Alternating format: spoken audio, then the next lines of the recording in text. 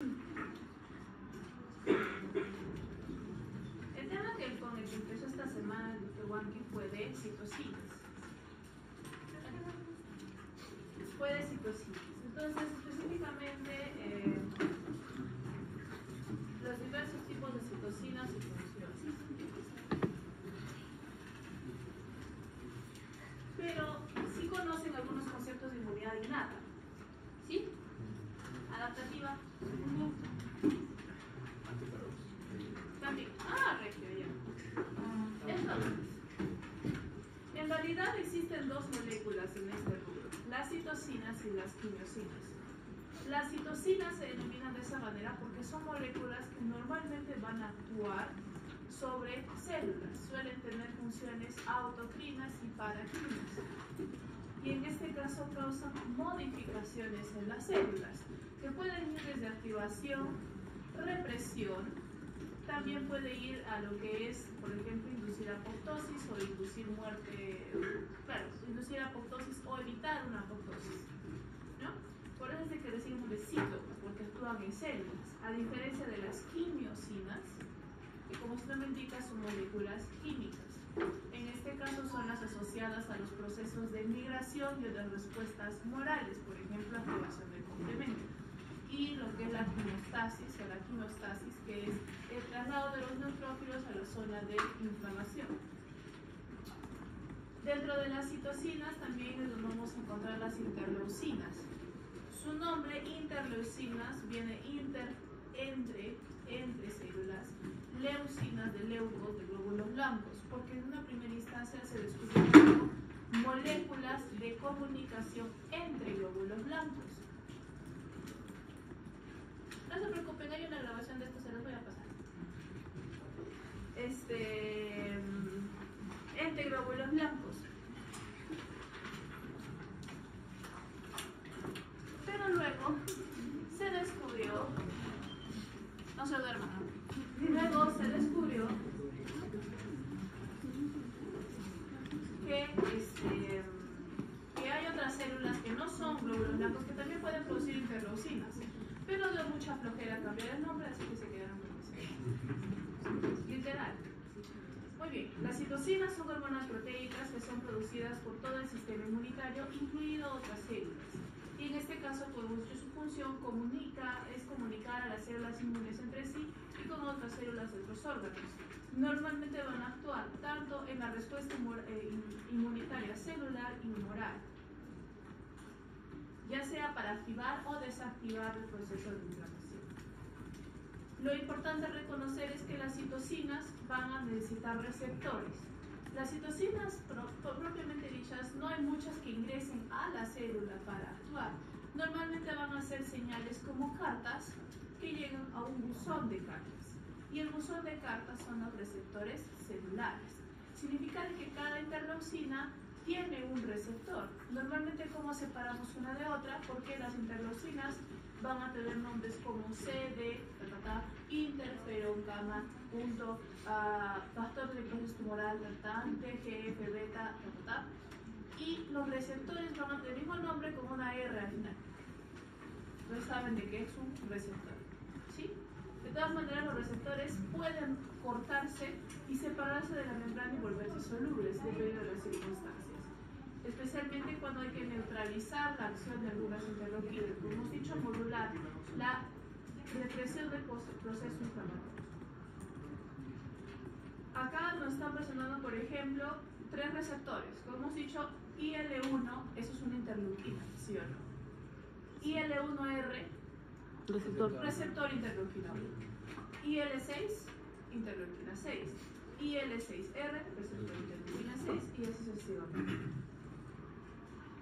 También vamos a darnos cuenta de que algunas citocinas van a estar asociadas a células en específico y van a recibir ciertos nombres, ¿no? Como las monocinas, que son producidas por los monocitos y los macrófagos, las linfocinas, que son citocinas producidas por linfocitos, y las interleucinas, que ya hemos dicho por qué se llaman así, porque se han quedado con ese nombre.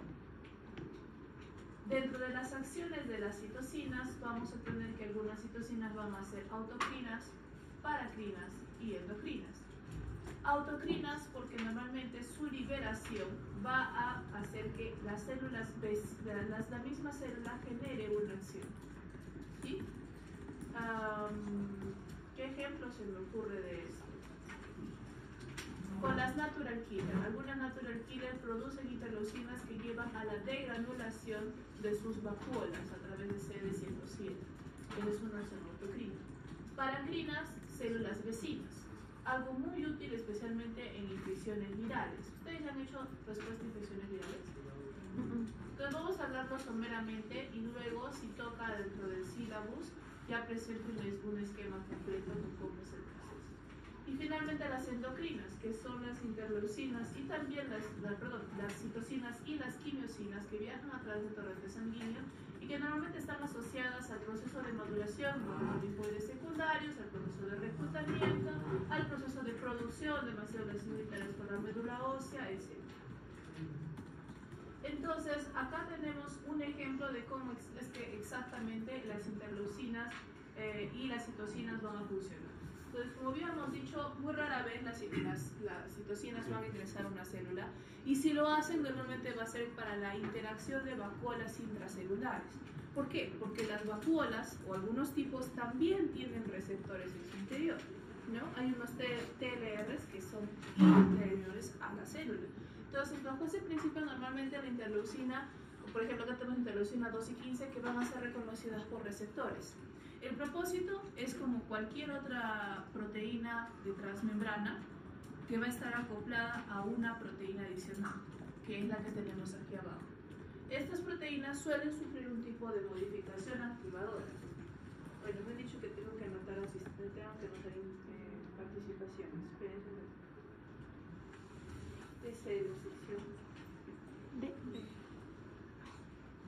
¿Qué tipo de modificación posttransduccional es activadora en las proteínas? Levanten la mano primero y escuchen. ¿Puedes repetir la pregunta, por favor? ¿Qué tipo de modificación posttransduccional suele ser activadora en las proteínas? Fosforilaciones. Muy bien. ¿Apellido? Ruiz. ¿Qué más? Flores, con Z los dos. Ya está. El Juan. Correcto. Normalmente la fosforilación va a actuar como un proceso activador. Específicamente va a ser un proceso en el cual induzca la separación de estas proteínas del receptor. Por ejemplo, acá tenemos JAK1, que es la vía JAK-STAT, que es contra conocida especialmente para inmunología. Entonces, en este caso, especialmente para la producción de interleuquinas proinflamatorias. JAK se separa cuando está fosforilado. Puede dimerizarse, puede complejarse con otras proteínas, cuidado, la dimerización puede ser en sí misma, puede ser con otras, puede tetramerizarse o formar complejos de incluso más proteínas, las cuales, cuyo objetivo es al final viajar hacia el núcleo o en este caso liberar una de ellas para que pueda viajar hacia el núcleo y funcionar como factor de transcripción ella misma o activar un factor de transcripción que viaje a un promotor. Y si viaja un promotor, va a activar la expresión de un gen, es una expresión condicionada. En el caso de inmunología, van a ser otras citocinas o factores de crecimiento, ustedes, depende de las circunstancias. Entonces, haciendo un repaso, por ejemplo, acá tenemos a la interleuquina 7 y, como hemos dicho, su receptor va a ser IL7R, alfa, a partir del cual lo reconoce, ¿no? Y acá tenemos justamente la JAK1, que es la que se libera, y acá nos dice la diferenciación de TH2. Ahorita vamos a preguntar acerca de eso. Ok, entonces dentro de las características generales, en primer lugar vamos a tener que una célula puede producir muchas citocinas, cada una de acuerdo a la función o al proceso que se está generando. Es posible de que tengamos más de una citocina que cumpla la misma función. Estamos viendo de que, o al menos si no la misma, todas funcionan para un mismo proceso. Por ejemplo, IL1 y IL6. ¿Qué son proinflamatorias? Proinflamatorias. Apellido. Martínez. Martínez. Ahí está bien en las preguntas difíciles. Con calma. Muchas, ¿sí? Es lo más fácil que le pregunto, doctor. Pero sí está fácil. Muchas células pueden producir una misma citocina. Bueno, La interleuquina 1, especialmente la interleuquina 1 beta, es una de las recontra conocidas en el proceso inflamatorio y lo suele producir varias cosas. Pues células que están en daño por inflamación, células inmunitarias también, macrófagos también. Entonces, muchas van a producir a la misma porque es como que la elegida para generar un proceso. ¿Una citocina puede actuar sobre diferentes células? Por supuesto que sí, si es que cumple o está buscando que se cumpla una función similar. ¿Una citocina puede actuar sobre una célula y producir diferentes efectos? También hay algunas citocinas que tienen una función dual. Dentro de ellas, por ejemplo, la interleuquina 2 o la interleuquina 10. La interleuquina 2, técnicamente hablando, es una interleuquina activadora de una vía TH, o sea, una vía T-helper. Sin embargo, cuando hay un exceso de interleuquina 2, ella misma actúa para internalizarse a las células y disminuir su disponibilidad, que ya es un proceso no de activación, sino de regulación. De la misma manera, la interleuquina 10 es naturalmente una interleuquina antiinflamatoria, pero en algunos casos se ha visto de que activa el proceso de memoria. Entonces también es una función dual. Vamos a revisar algunas interleuquinas conocidas porque hay un montón. Como hemos dicho, interleuquina 1 alfa y 1 beta. Estas se juntan, ¿por qué? Porque normalmente van a tener la misma función. Entonces la interleuquina 1 alfa va a ser producida por células dendríticas, va a ser producida por células del tejido endotelial. En este caso, si ustedes se remiten a su libro de Abbas, por ejemplo, les va a decir de que no hay una función específica para las células endoteliales y cómo es de que se involucran específicamente en la activación innata y adaptativa cuando no hay un breaching o cuando no hay una ruptura en el epitelio. Pero en algunos casos he visto, por ejemplo, que el intestino, las células M, sí actúan en el proceso de activación de la inmunidad. Y los fibroblastos. Ok. Entonces, vamos a tener que estas pueden tener funciones autocrinas, paracrinas, especialmente para incentivar la inflamación, la liberación de proteasas y producir otras interleuquinas inflamatorias. Y cuando estamos hablando de endocrinas, es de que va a tener una función adicional y que se va a ver en un esquema más adelante, que está asociado al proceso fisiológico de la piel. La interleuquina beta tiene funciones similares a la interleuquina alfa. El factor de necrosis tumoral, que acá está en español, sí, acá está en español, normalmente también lo van a encontrar como TNF, que es su forma más común, especialmente en artículos y libros, que es tumor necrosis factor, pero es exactamente lo mismo. Alfa y beta, curiosamente, por ejemplo, el alfa va a tener funciones similares a la interleuquina alfa y más potentes. La interleuquina, el factor de necrosis tumoral beta, bueno, en algunos casos incluso puede aparecer como antiinflamatorio, pero vamos a estar dentro del mismo grupo, de interleuquina 1 beta. Y aquí regresamos a la interleuquina 2 que les había mencionado hace un rato, que es activadora de la vía T-helper. En este caso, linfocitos y es producida por los linfocitos T-helper, un tipo 1. Empecé. ¿Cuál es la característica de los linfocitos T-helper tipo 1? Y levántenme la mano primero. Unidad celular. Un poco más específico. En comparación a las otras TH, las otras TH. De que, por ejemplo, las zonas son de memoria o reguladoras de las más TH, estas es para anticuerpos intracelulares. Ah, ya. Intracelulares. Muy bien, hasta ahí quería llegar. ¿Apellido? Esa Cáceres, pero soy de la sección B. Ya, no te preocupes. Ok, entonces, correcto. La TH1 es antígenos intracelulares, normalmente asociados a virus y algunas bacterias. En este caso, las vías TH más principales y que siempre deben acordarse como el mandamiento es TH1, TH2, TH17. Y si quieren ser amarillos, acuérdense de la TH3. Pero esa vamos a mencionar después. No viene el caso, ¿ok? Muy bien. Entonces, en este caso tenemos de que la TH1 va a dar a proliferación celular y promueve justamente la inmunidad celular. ¿Por qué?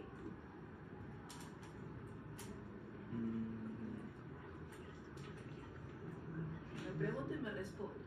porque normalmente las infecciones víricas van a estar mediadas por dos tipos celulares, natural killer y CD8+, que son las citotóxicas, como su nombre indica, toxicidad celular. Son las que les gusta luchar contra zombies. Al zombie se le mata, no se le cura. Entonces va a destruir a todas las células infectadas. Entonces, interno, automáticamente no va a haber ningún proceso de fagocitosis, va a haber un proceso de muerte celular. Entonces ahí es donde entra natural killer y ahí es donde entra también CD8. Bien, interleuquina 3 son los linfocitos T, estimula la proliferación de células totipotenciales en la médula ósea, normalmente está asociado justamente a la producción de mayores células en un proceso inflamatorio. Interleuquina 4, entramos a los linfocitos TH2. ¿Qué hacen los TH2? Promueve la inmunidad extracelular. No, otra. Ahí está. Son antígenos extracelulares. No, pues es lo mismo, otro. ¿Qué más? Allá son. Célula procesadora de antígenos. Lo mismo. Solo digo inmunidad tumoral. Acá. Promueve la inmunidad tumoral produciendo IgE, Gracias, apellido. Torres Aguilar. Torres. Ay. El TH2 es el que promueve la inmunidad tumoral. ¿Qué significa? Activación del linfocito B para producir anticuerpos, específicamente la inmunoglobulina E, asociada a alergias, y por lo tanto también tiene un papel que cumplir en la activación de eosinófilos, Parásitos. células inmunitarias asociadas a las alergias. Ese es Y TH2. parásitos. Ok. Normalmente TH2 compite con TH1. Significa de que si uno está activo, el otro no lo está. Bien. Entonces, y todavía está la pizarra aquí. Ya. La próxima la tapa. Debe ser la hora. ¿Han almorzado? Con razón. ¿Quieren hacer un break a mitad de clase? ¿Para comer? No por las exposiciones. Ya. Entonces, como hemos dicho, promueve la inmunidad humoral, producción de inmunoglobulina E por linfocitos B, diferenciación de la estirpe TH2. Interleuquina 5, producida por mastocitos, también asociada a la línea TH2, que va a llevar a la proliferación y diferenciación de eosinófilos. Interleuquina 6, producida por algunos linfocitos y los mastocitos, que es la proliferación monoclonal de linfocitos B y células plasmáticas, y es una vía proinflamatoria. Interleuquina 1, interleuquina 6, acuérdense. Interleuquina 7 está asociada a las células estomales de la médula ósea, y acá lo que se produce en realidad va a ser linfocitos B y también activación de linfocitos T de memoria. Interleuquina 8, fibroblastos, mastocitos, y tenemos lo que es la quimiostasis de neutrófilos, ¿no? Lo que hemos dicho, el viaje de los neutrófilos a la zona de infección, IL-8. ¿Qué otro nombre recibe IL-8?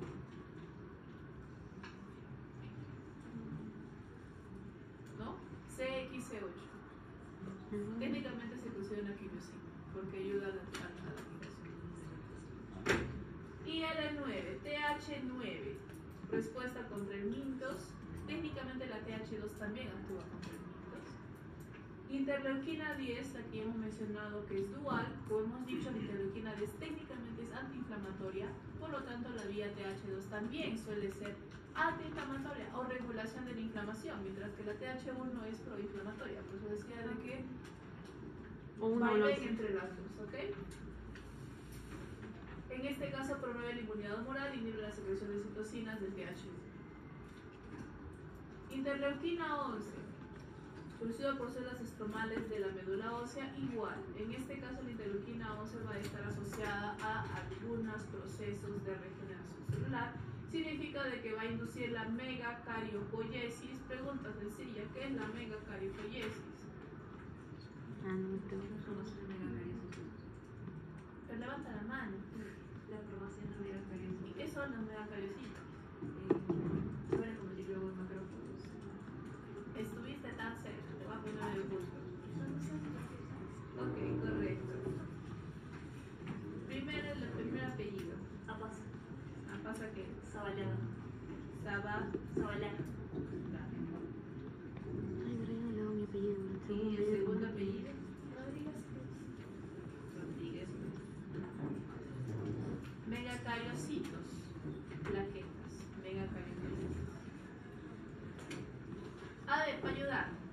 ¿Alguna vez veremos un megacariocito en sangre periférica? ¿Por qué? ¿Puedo? Ya está en sangre periférica, ya es plaqueta. ¿Pero por qué? Porque se desglosa. Las plaquetas son fragmentos de megacariocitos. ¿Y qué lo hace que se desglose? No. Ay, no sé. Ya. No, está bien. Acá donde estoy, Martínez, ¿no? Ah, sí, pero creo que hay otro Martínez acá. Entonces, Martínez Luque. Ya. ¿Luque? Sí. Ahora sí, ya no creo que... Normalmente el megacarocito como que se pega a lo largo del vaso sanguíneo y empieza a meter manitos y se cortan y vuelve a meter manitos y se cortan y vuelve a meter manitos y se cortan. Y eso es lo que tenemos que hacer. Bien. ¿Dónde ando? Interleuquina 12, producida por células dendríticas, linfocitos T y natural killer. Específicamente la interleuquina 12 es la interleuquina activadora de los natural killer, la canónica activadora de los natural killer. En este caso también va a dar la diferenciación o la polarización TH1. Cuidado, una cosa es diferenciación, que es activación del linfocito CD4 tipo TH1, y otra cosa es la polarización, es decir, promueve que los linfocitos CD4 presentes sean TH1 y no otra cosa. ¿Sí? A eso se refiere a la polarización. Muy bien, y también, como hemos dicho, promueve la activación de las natural killer. La interleuquina 13, en este caso, va a ser uno de los agonistas de la vía TH2, similar a interleuquina 4, también va a generar polarización. La interleuquina 15 va a tener habilidades proliferativas, en este caso va a ser proliferativas similares a la interleuquina 2 y va a inducir la producción de interferón gamma por las células natural killer. Vamos a ver de qué es el interferón gamma. Interleuquina 17, producida por los linfocitos T de memoria y también su activación en la de memoria y un proceso inflamatorio, y la interleuquina 18 desde la vía TH1 y la producción de interferón gamma. Pregunta: si el interleuquina 18 produce interferón gamma y pertenece a la TH1, ¿el interferón gamma es proinflamatorio o antiinflamatorio? Proinflamatorio. Esto tiene sentido.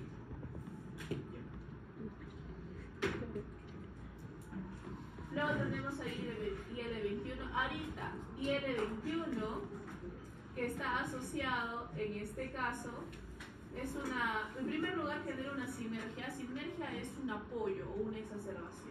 Entonces una exacerbación de la activación de la CNK por interleuquina 12, algo curioso porque normalmente las CNK hemos dicho que están asociadas a la TH1 porque van a trabajar sobre microorganismos intracelulares, pero al mismo tiempo desarrolla o genera la especialización TH17. Y aquí viene la última. ¿Qué hace TH17? Acá. La que faltaba, contra microorganismos extracelulares. Apellido.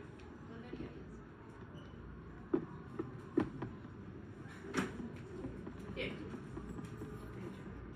Luego tenemos la 23 que cumple las mismas funciones, la 27 que promueve TH1, la 28 que inhibe TH2 y produce interferones de tipo 3. Los interferones de tipo 3 como el interferón lambda está descubierto de forma reciente. Ahorita es un poco controversial porque a principio parece que trabajaron como el interferón gamma, pero también está presente en enfermedades autoinmunes, así que ellos sabrán exactamente qué quiere hacer con su vida.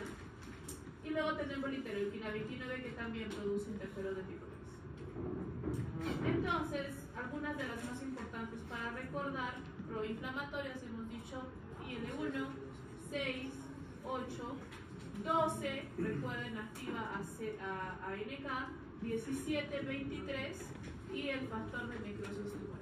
¿Sí? Bueno, algo que me gustaría agregar ahí, justamente había leído un artículo de la sepsis relacionada a lo que serían las interleucinas, de que hay un sistema de, creo que era CIRS-CARS, que tenía que ver de la respuesta inflamatoria sistémica contra la respuesta inmunosupresora, ¿no? Y justamente también mencionaba la interleucina 1, 6, factores de necrosis tumoral, contra la interleucina 4 y la interleucina 10 también. Controlaba ambos aspectos de modo de que, si usted Claro. también lo dijo, hay un desbalance, Muy bien. se inclina una sepsis grave, ¿no? Y entonces ya fue. Exactamente. Ujú. Podemos discutir un poquito más en la siguiente clase. Pero sí, justamente son las canónicas inflamatorias. Sí. Y normalmente, si encuentran un artículo que habla de inflamación, lo primero que va a hacer es detectar por inmunofluorescencia a ellos. Porque son las primeras que salen y son la manera más fácil de probar. ¿Hay inflamación o no hay inflamación? Entonces son las capaces de decir sí y no, ¿no? Y obviamente las antiinflamatorias que son interleuquina 4, interleuquina 10, interleuquina 13. Ahora hablemos de los TGF, en general de los factores de crecimiento. Los factores de crecimiento normalmente son los que van a promover un proceso inflamatorio, a no ser que promuevan la generación de linfocitos T reguladores, que es absolutamente lo opuesto. En este caso, por ejemplo, el TGF-beta va a ser, técnicamente hablando, una vía antiinflamatoria, porque promueve la reparación celular. ¿Qué sucede? Tenemos dos tipos de inflamaciones. Pregunta de prácticas para quienes hacen prácticas conmigo. Inflamación aguda, inflamación crónica. Inflamación aguda, ok. Inflamación crónica, no ok. ¿Por qué? Hablamos de una inflamación crónica cuando estamos hablando de una inflamación que supera las 3 semanas y puede llegar a meses, puede llegar a años. El problema es que, si ustedes se han dado cuenta, existen diferentes mecanismos en los cuales se afrontan los antígenos en una inflamación. Uno de ellos es producir una gran cantidad de linfocitos que reaccionen ante el antígeno. Si ese antígeno resulta ser el propio, tendremos el desarrollo de enfermedades autoinmunes, que son persistentes y se genera daño al tejido. Pero también está el proceso, que vamos a ver más adelante, que es la estimulación del reconocimiento del MHC, que ustedes ya lo conocen, que puede ser reconocido tanto por NK como por CD8 como por CD4, que va a llevar a la muerte celular. No solamente eso, algunas interleuquinas activan el proceso de apoptosis. Significa que una inflamación persistente va a obligar a las células a morir. Y a medida que la inflamación persiste, más células mueren. ¿Sí? Entonces es un campo de batalla en donde mueren civiles. Y ahí está el problema. Tenemos que recuperar a los civiles. En este caso, TGF-beta justamente suele tener una acción antagonista a la inflamación, porque lo que hace es reparar heridas y reparar tejidos. Y para poder repararlos, tiene que disminuir la inflamación. ¿Se dan cuenta? Luego tenemos a PDGF, que va a ser otro factor de crecimiento, normalmente autocrino en las células endoteliales y paracrino en otras líneas celulares. Y finalmente uno de los más importantes, que es el GM-CSF, que donde ya sí va a estar directamente asociado al proceso inmunológico y va a dar a la maduración de los monocitos en macrófagos y otros granulocitos. Entonces, si nosotros hacemos memoria y recordamos un poco acerca de las estirpes de las células, pregunta de prácticas, ¿no? Técnicamente todos hemos hecho esta pregunta, así que los otros docentes seguro que lo han usado.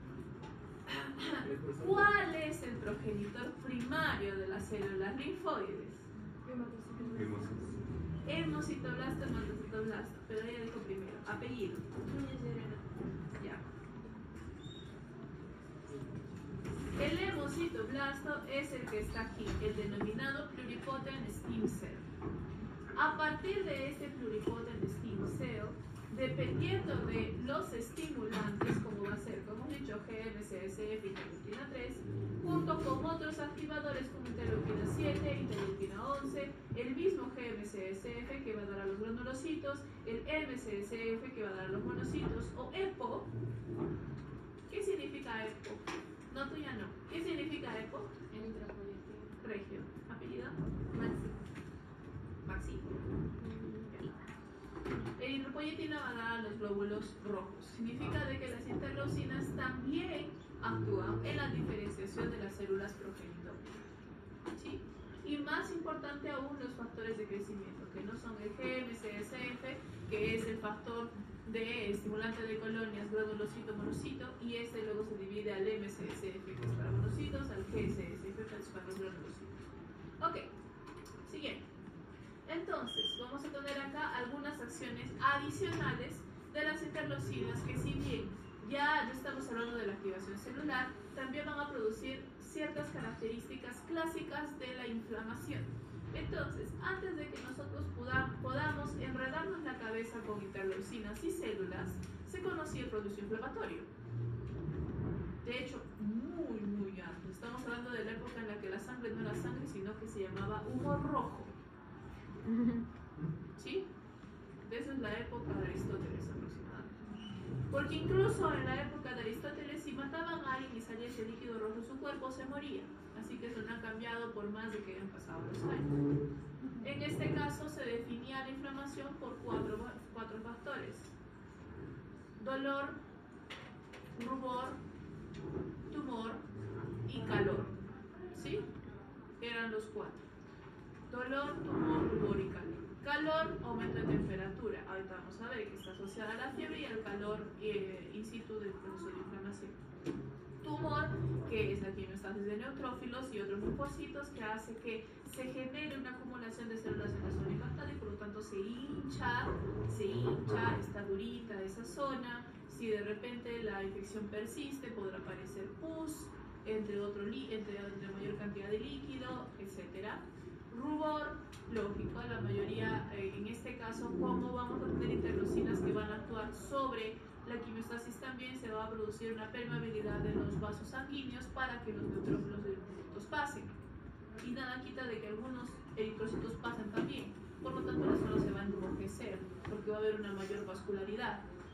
Y luego tenemos, ¿qué más? El dolor, que naturalmente por el exceso, la inflamación o la turgencia de la zona, nuestras terminaciones nerviosas de la piel entonces van a activarse y nos va a doler. ¿Sí? Entonces, bajo ese criterio, las interleucinas no solo tienen función a las células, sino también a los procesos. Por ejemplo, la interleucina 1 y el factor de necrosis tumoral van a estar asociados al secuestro de fierro en las macromoléculas como el grupo hemo, lo que nos da anemia.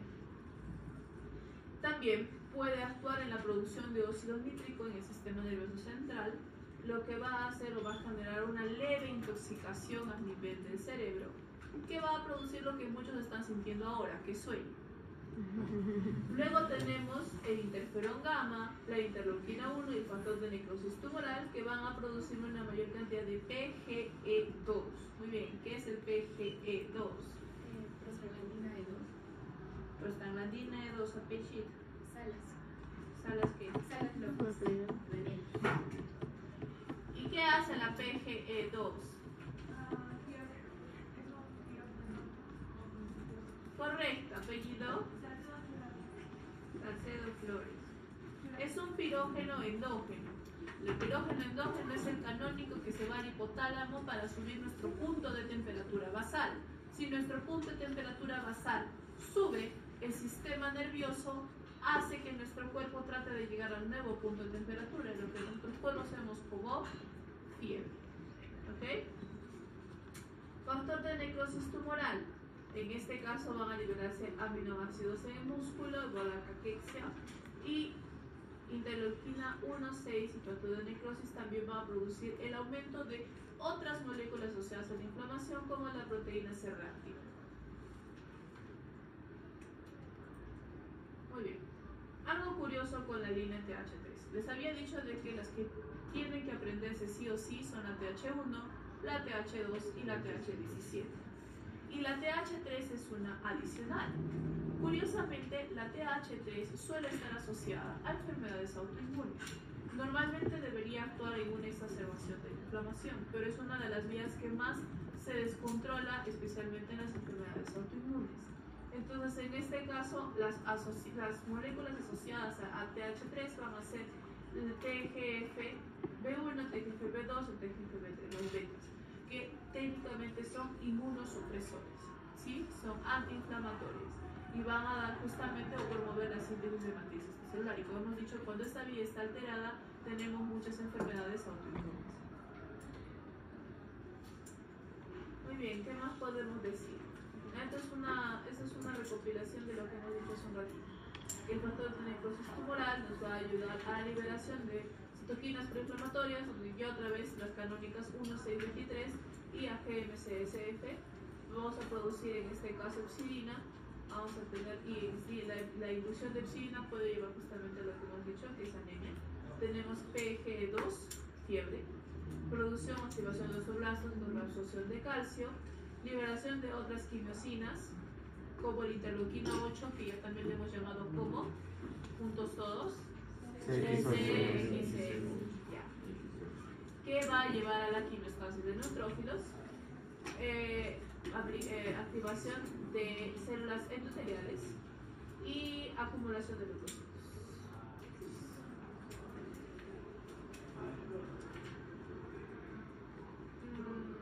Bueno, acá lo que tenemos es la activación de la vía NF-kappa-beta, que vamos a ver más adelante.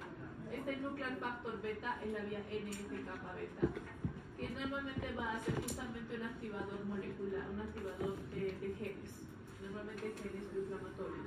¿En base a qué? Especies reactivas de oxígeno. ¿Cuándo? Cuando está el factor de necrosis tumoral, ¿no?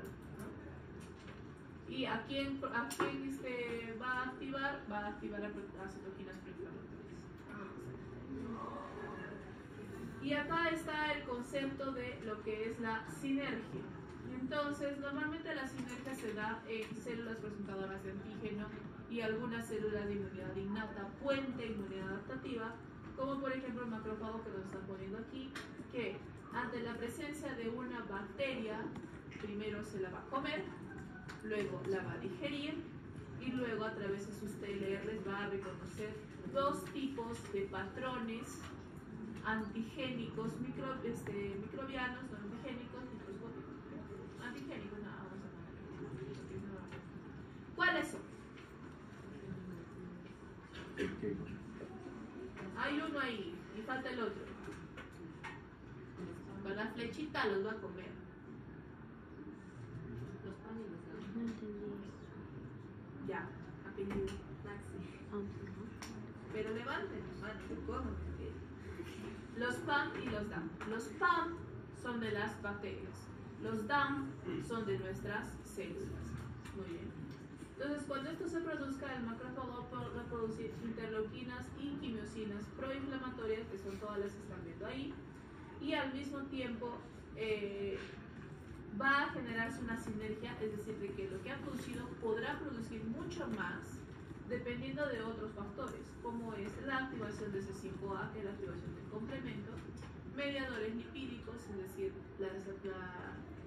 la liberación de ácidos grasos, citoquinas, otras citoquinas, más citoquinas proinflamatorias, neuromediadores, factores de coagulación, azúcar, células necróticas que van a producir ciertos componentes rápidamente notorios, incluyendo traspasas, otras infecciones, eventos patológicos, falta de oxígeno y isquemia o repercusión. Esto es algo que sucedió en COVID, por ejemplo. Los macrófagos alveolares actuaban contra COVID. No es de que COVID entrara los macrófagos alveolares o que pudiera, sino que sentían el daño celular, actuaban con interleuquinas proinflamatorias, pero el problema es de que también se producía otra vía, que es la vía del inflamasoma, que es una vía anexa de inflamación que produce más interleuquina 1 y más interleuquina 6, que actúan de forma sinérgica sobre el macrófago, que produce más interleuquina 1 y más interleuquina 8, y por lo tanto la persona entra en un estado de hiperinflamación que se conoce como la tormenta de citoquinas, que vamos a ver. Entonces ya, la tormenta es como un tifón, o sea, es cuando ya todo se desborda completamente.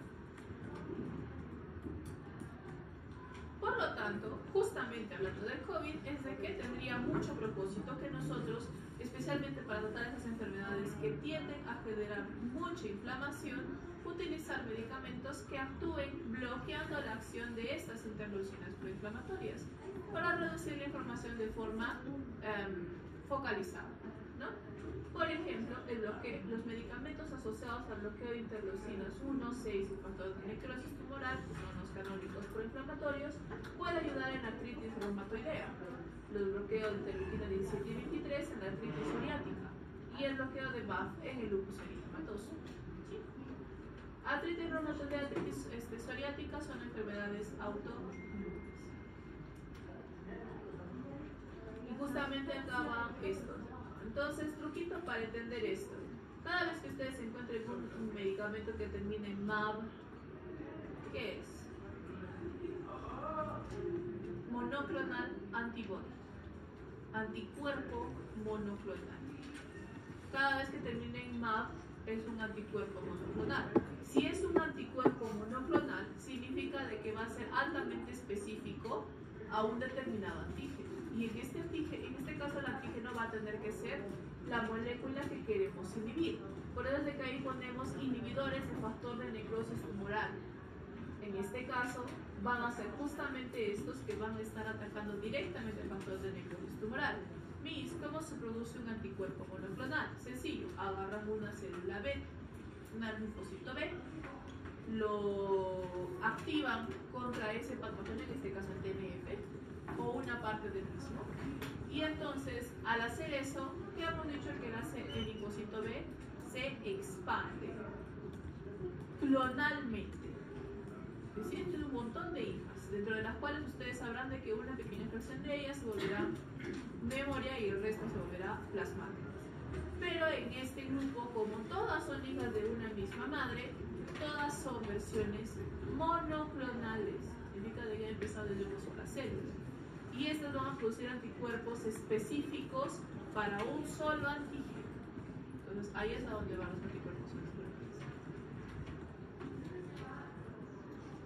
¿Cómo voy? Hay tiempo. Doctor, ¿y las exposiciones? No hay tiempo. ¿A qué hora tenemos que empezar? ¿A las 3? Sí. Ya, tengo 2 minutos más y luego continuamos así. Como que puras fijas. Sí, llegamos. Ya te he dicho que yo tengo que hacer las preguntas y luego el doctor Wong dice esta así, esta así. Ya, bueno, yo Ya, no. doctora, la mitad. La meta de fijos, doctor. Bueno, TH1, ¿qué es? Fuerte. Celular. Celular. Intracelular, sí, de frente. TH1, ¿qué es? Intracelular. TH2, ¿qué es? Tumoral. Tumoral, de frente. TH17. Extracelular. Ya está. Suficiente. Bien. Ahí ya tres días los 27. Pobre de ustedes que se olviden más.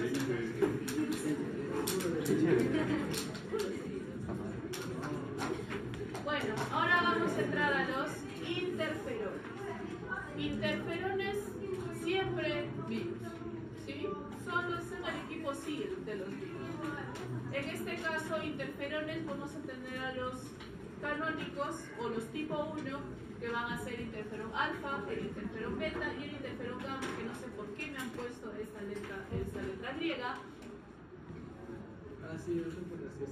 Porque es delta. porque eso parece delta. Sí. Eso es delta. Y la única manera de saber es gamma, lambda. Gamma, lambda. ¿Ok? Parte de arriba del reloj, gamma. Parte de abajo del reloj, lambda. ¿Por qué? Porque acá vamos a tener alfa, beta, que son tipo 1, gamma, que es tipo 2, y lambda, que es tipo 3. ¿Ok? Ya. Ahora sí. Interferón alfa, interferón beta son los primeros que aparecen cuando va a haber una infección viral.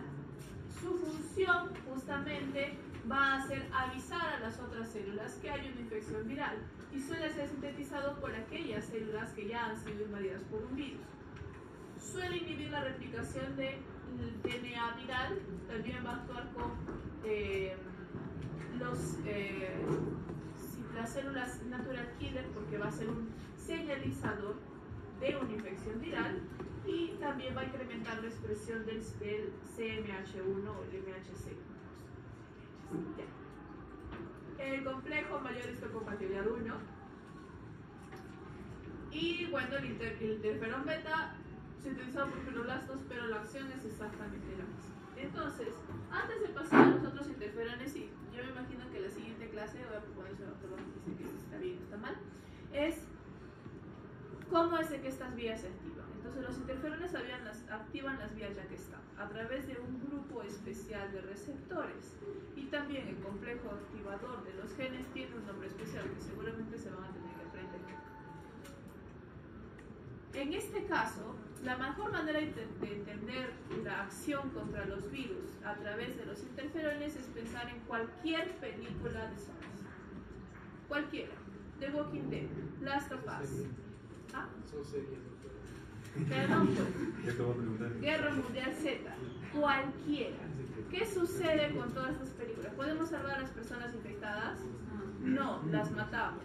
¿Qué sucede cuando todos sospechan de que hay una persona infectada dentro de una comunidad sana? Le cortan la mano. La mata. ¿Y cómo saben que no están infectados los demás? Ya fue ya.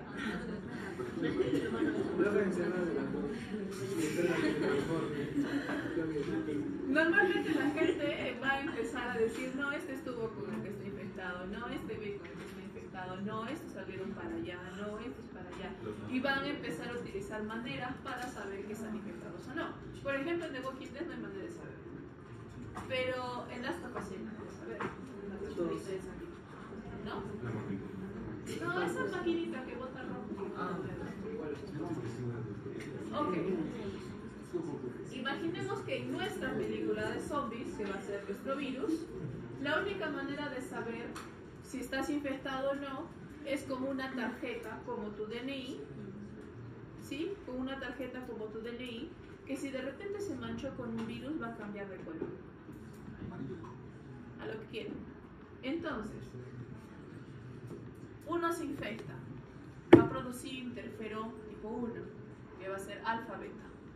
Y en algunos casos gamma también. Hemos dicho que esta acción es autocrina y paracrina. Autocrina porque va a incentivar la producción de MHC1. El MHC1, ¿cómo se llama en el humano? HLA. ¿Cuántos hay?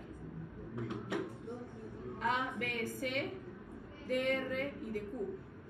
Así. Luego está el HLE, que está funcionando con las natural killers. Son varios. De hecho, los genes HLA son los genes más plurigénicos que tiene el hombre. Por eso es de que es tan complicado el trasplante de órganos, porque tenemos que darle a dos personas que tengan el mismo polimorfismo. ¿Ok? Bueno, eso de lado. Entonces, al aumentar la expresión de MHC, normalmente MHC sí, justamente va a tener una cadena pesada que va a ser el HLA, pero luego va a juntarse.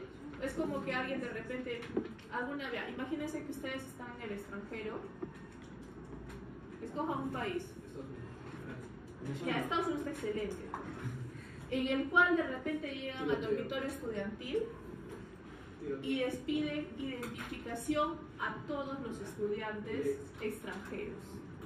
Como ustedes no se quieren ir a la cárcel y quieren ser deportados, van a sacar todos sus documentos de identificación. ¿Cuántos documentos puede tener un extranjero? DNI, pasaporte, visa, tarjeta de residencia, licencia de conducir, todo lo que tengan, su carnet de estudiantes, su ficha académica, su boleto de avión, lo que ustedes quieran, ¡fra! Le dan todos, dicen, yo soy legal, señor. He venido a estudiar. Ok, por favor, no me hagan nada. Ok. Todos estos documentos de identidad son lo mismo, MHC1. Los MHC van a agarrar al azar antígenos. Si no hay un virus adentro, todos van a ser propios. Así que al final, si todos son propios, lo que va a suceder es que cuando se conecte con PCR, vamos a tener, en lugar de la conexión B7-CD28, vamos a tener una conexión CTA4, creo que es CTA4. Sí, CTA4 que compite con B7, se conecta a CD28 igual y dice, ya, esto es propio, no pasa nada, se va. Hasta que por ahí, hayan puesto más su nombre en su boleto de avión, hasta que por ahí uno de los antígenos sí no es propio. conecta B7 y dice esta célula está infectada y va a morir. Por lo tanto, a mayor cantidad de MHC, mayor probabilidad de que entre todos los antígenos que cogerá al virus, por más poquito que haya en el célula. ¿Qué significa? Que lo que está tratando de hacer es evitar la diseminación del virus, porque a diferencia de la bacteria, un virus se disemina con bastante rapidez. Si hay una célula infectada y está produciendo interferón alfa beta, lo más probable es de que ya haya otras células que también estén infectadas. ¿Se dan cuenta? Y con eso todo se explica más. Como hemos dicho, citotoxicidad por natural killer, obviamente por todo el proceso del que hemos hablado. Recuerden de que HLA-E activa natural killer, por lo tanto, el MSH no es único o exclusivo para los linfocitos CD4, CD8. En este caso, MHC1 es CD8. Pero no es específico para ellos, también puede activar NK. ¿Se dan cuenta? Obviamente, CD8 NK que hemos dicho, muerte celular. Tiene mucho sentido, estamos tratando con microorganismos intracelulares. Interferón beta hace lo mismo que interferón alfa. Esto también se encuentra en las células dendríticas plasmacitoides. Las llamadas células dendríticas plasmacitoides, ¿las conocen? No ¿Sí? vienen de la médula. Más o menos. ¿Dónde están? ¿Dónde más? Ok, correcto. Ese es el detalle. Pequito. Ese es el detalle. Hubo un momento de la historia en el que les dije de que no había células dendríticas en el torrente sanguíneo, les mentí. La verdad es de que sí hay, pero hay una cantidad tan pequeña que incluso desangrando a una persona podrían aislarlas como las hemos aislado con Ficolimac. Son muy poquitas. Pero estas células circundantes justamente son las que primero actúan al encontrar un virus, especialmente si el virus se lo comen y lo detectan, también empieza a decir, tenemos un virus, ha habido una